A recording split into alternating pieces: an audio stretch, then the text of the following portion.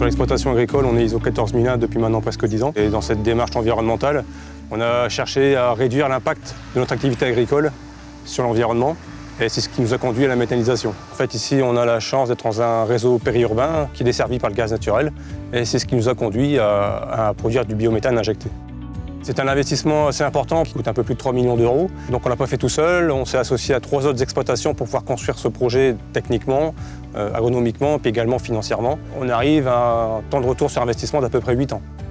Sur l'ensemble de l'installation, on a une capacité journalière de 30 tonnes par jour, ça fait à peu près 10 000 tonnes par an. Et avec ces 10 000 tonnes de déchets agricoles qu'on traite, on va produire l'équivalent en chauffage de 800 habitations. Sur ces 10 000 tonnes, on récupère également 9 000 tonnes de digestin, qui est valorisé sur les surfaces agricoles de l'ensemble des partenaires et qui permet de faire des économies d'engrais assez substantielles.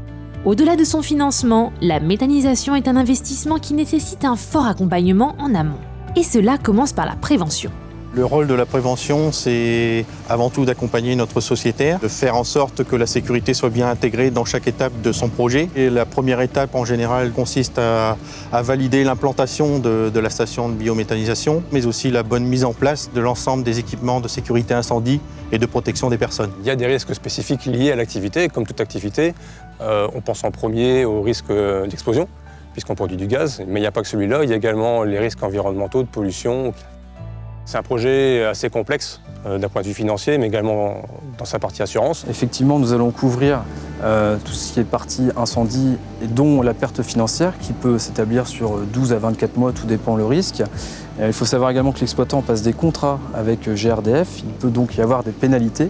La protection financière permet de couvrir ce risque. Oui, on participe également au Corby depuis maintenant 2-3 ans suite à sa mise en place, sous 2 casquettes. Déjà la casquette exploitant agricole, puisqu'on est producteur de biogaz et on souhaite apporter notre expérience à l'ensemble des acteurs de la méthanisation, d'une part, et également en tant que constructeur, puisqu'on a créé une société commerciale ayant pour but de faciliter et de mettre en place des installations de méthanisation. Là, on est complètement dans ce qu'on appelle la 3e révolution industrielle, c'est-à-dire on produit les matières premières sur notre secteur, on valorise cette énergie sur notre secteur. La région Hauts-de-France s'est donné l'ambition d'être la première région européenne de biométhane injecté dans le réseau. De nombreux acteurs sont mobilisés autour de ce défi, dans le cadre de la 3e révolution industrielle, REV 3. Groupama s'inscrit dans cette dynamique pour relever ces défis économiques, sociaux et environnementaux basés sur la transition énergétique.